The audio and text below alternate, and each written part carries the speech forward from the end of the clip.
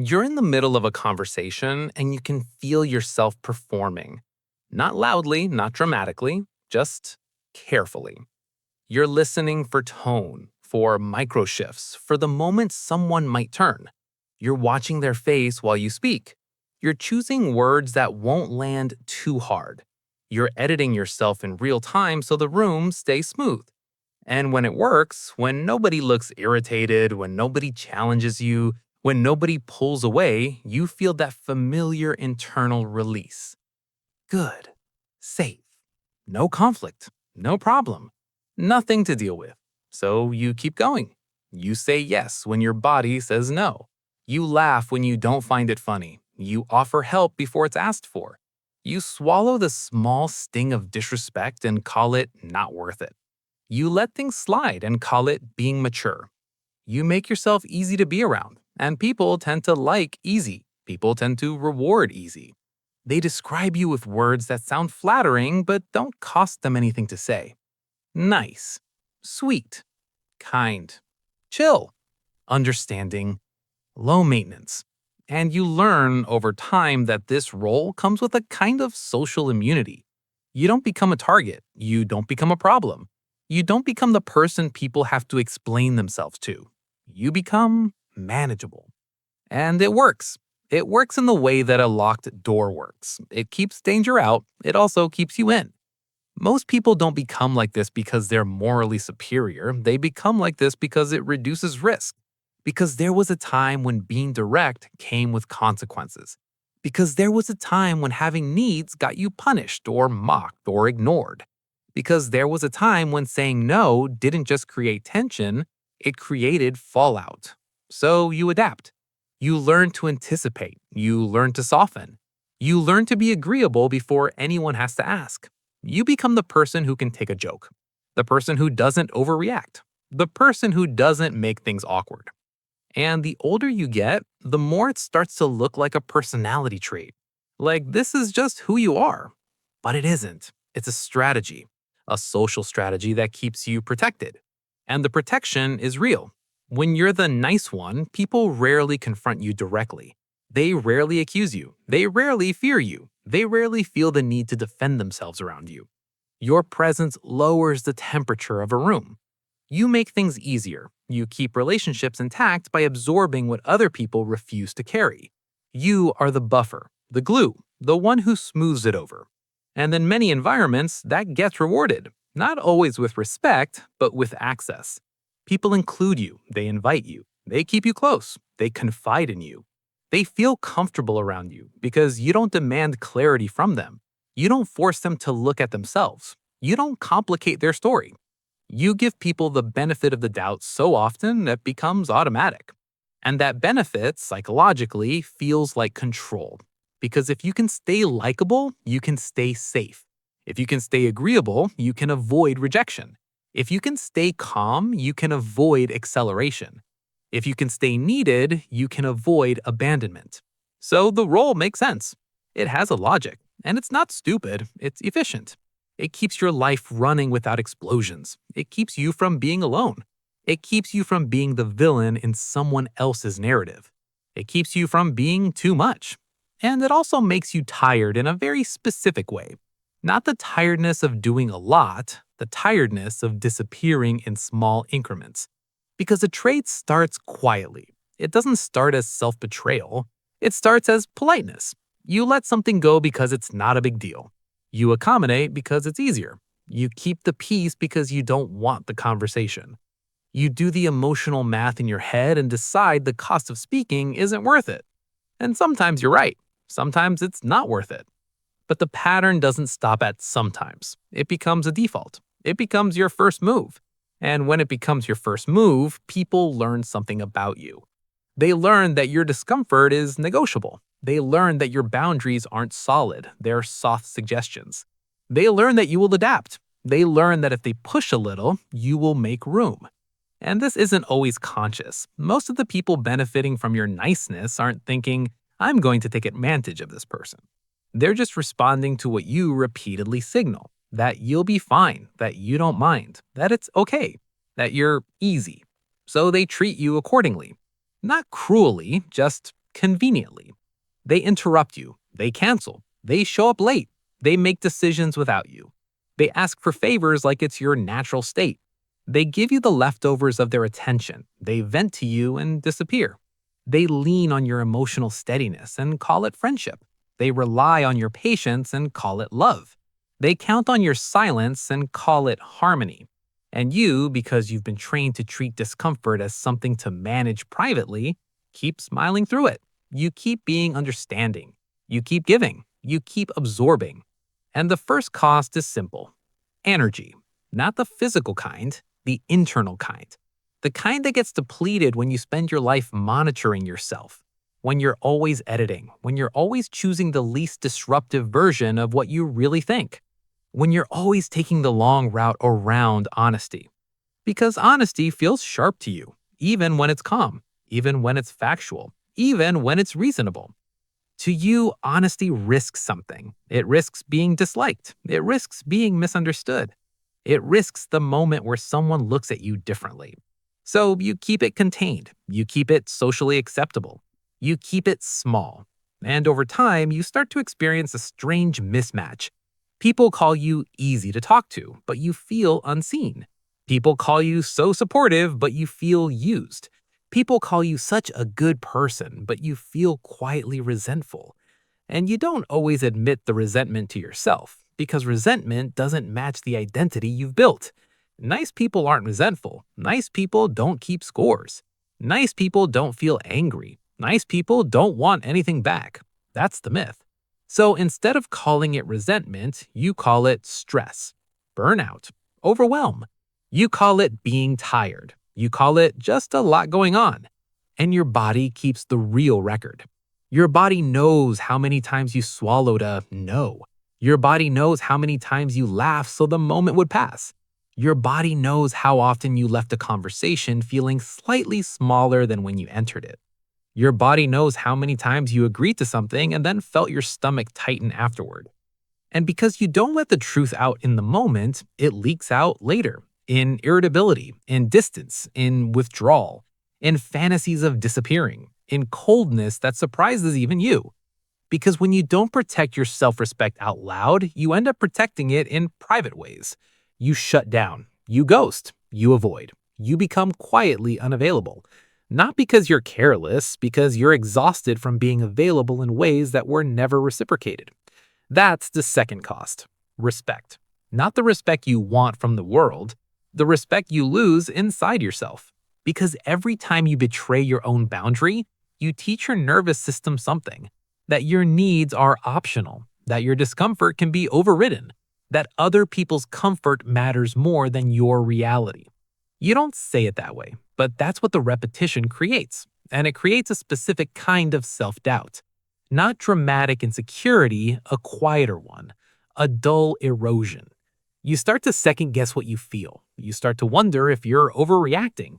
You start to ask yourself if it's worth bringing up. You start to preemptively dismiss your own reactions because you've trained yourself to be the person who doesn't make things complicated. So when something actually is complicated, you freeze, you wait, you hope it resolves without you. And if it doesn't, you carry it anyway. That makes you feel stable on the outside and unstable on the inside. Because self-respect isn't a feeling, it's a pattern. It's the repeated act of treating your own reality as real. And if you keep treating it as negotiable, you don't just lose other people's respect, you lose the internal sense that you can trust yourself. You become someone who can be talked out of your own experience, someone who can be pressured into agreement, someone who can be guilted into compliance, someone who can be controlled through tone. And this is where it gets uncomfortable, because the role doesn't just protect you from conflict, it protects other people from accountability. Your niceness becomes a shelter for their behavior. They don't have to clarify. They don't have to repair. They don't have to face what they did, because you'll handle it. You'll make it okay. You'll keep it smooth. And when you do that long enough, you create a certain kind of environment. One where the least considerate person sets the terms. One where your empathy becomes an unlimited resource. One where you are expected to adjust and they are not. And it's not because they're all bad people. It's because the system you're participating in rewards the person who refuses to feel discomfort. If you're the one willing to carry discomfort, you become the designated carrier. And it doesn't stop. It doesn't stabilize. It escalates slowly because tolerance trains behavior. When you tolerate small dismissals, you normalize them. When you tolerate being interrupted, you normalize it. When you tolerate being forgotten, you normalize it. When you tolerate being treated as optional, you normalize it. And eventually, you end up in relationships where you are loved in a way that doesn't include consideration. You are valued in a way that doesn't include respect. You are needed in a way that doesn't include care. And the more you do for people, the more you silently tell them that what they give back is enough. So they believe you. They believe you because you keep showing up, because you keep saying yes, because you keep smiling, because you keep being fine. And if you ever stop, they don't suddenly reflect, they get confused. They get irritated. They call you different. They call you distant. They call you selfish because you change the terms, not verbally, but energetically. And what you learn in that moment is one of the hardest truths for nice people to hold. A lot of your relationships were stable because you were small, because you were flexible, because you were easy. The peace wasn't mutual. It was maintained by your silence. And this is where people start defending the role again. They say, but I am kind. I don't want to be rude. I don't want to hurt people. I don't want to create drama. And none of that is false, but it's also not the full story. Because a lot of what gets called kindness is actually avoidance. Avoidance of being disliked. Avoidance of tension. Avoidance of the sensation of someone being disappointed in you. Avoidance of watching someone's face change. Avoidance of being the person who says the thing that makes the room quiet. So you choose safety, over and over. And the cost isn't immediate. That's why it keeps working. The cost arrives later, in the kind of intimacy you can't access. Because intimacy requires risk, not dramatic risk. A simple one, the risk of being accurately seen. And when you are always pleasant, always agreeable, always accommodating, you are not allowing yourself to be accurately seen. You are allowing yourself to be accepted under conditions. The condition that you remain easy. And what that creates is a particular kind of loneliness, even inside relationships, because people can't meet you where you're not. They can't respect boundaries you never voice. They can't adjust to needs you never reveal. They can't learn you if you keep presenting a version designed to be harmless. So they love the version, and you sit there feeling strangely empty because you know it isn't fully you. That emptiness is not a mystery. It's the distance between your performance and your actual self. And the longer you maintain that distance, the harder it becomes to know what you actually want. Because you haven't been practicing wanting, you've been practicing adapting. You've been practicing reading the room. You've been practicing staying safe. So when someone asks you something simple, what do you want? What works for you? What do you need? You hesitate not because you're incapable, because the question triggers a very old calculation. If I say what I want, will I lose something? If I say what I need, will I be punished? If I say no, will they leave? If I stop being easy, will I still be loved? And nice people don't like living with those questions, so they avoid them. They keep being helpful. They keep being agreeable. They keep giving. Because giving keeps them valuable. It keeps them safe. And it's not just social, it's identity. Being nice becomes the way you justify your place in other people's lives. If you're not the good one, what are you?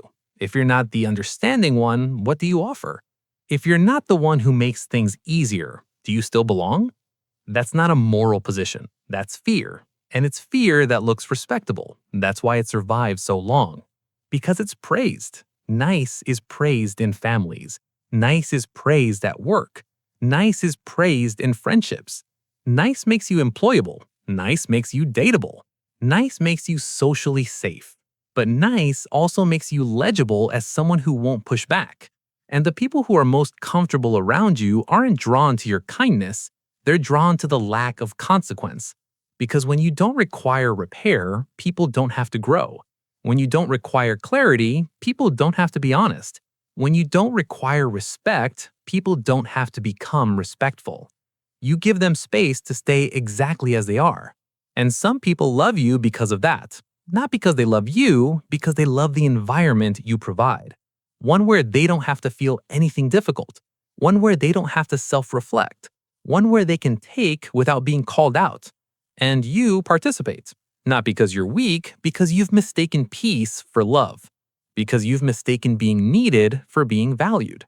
Because you've mistaken being tolerated for being respected. And because the alternative, asserting yourself, feels like danger. That's the deeper cost. Not just energy, not just respect, identity. Because after years of being the nice one, you start to lose access to the parts of you that are not nice, the parts that are sharp, the parts that are firm, the parts that don't care if the room stays comfortable, the parts that would defend you. You start to treat those parts like they're wrong, like they're ugly, like they're unacceptable. So you suppress them. You keep them under control. You keep them hidden. And when suppressed parts don't get expressed, they don't disappear. They turn inward. They become self-contempt. Or outward but sideways. They become passive aggression, sarcasm, withholding, subtle punishment. Not because you enjoy it, because you don't have clean access to directness anymore. So you do indirect things. Nice people often become experts at indirect consequences. They don't confront, they withdraw. They don't speak, they punish with absence. They don't say what hurt them, they make you feel it. And then they tell themselves they're still nice, still good, still harmless. But harmless is not the same as honest. And the moment that starts to crack is the moment you notice something you can't unnotice. The people you're nice to aren't necessarily grateful. They're accustomed.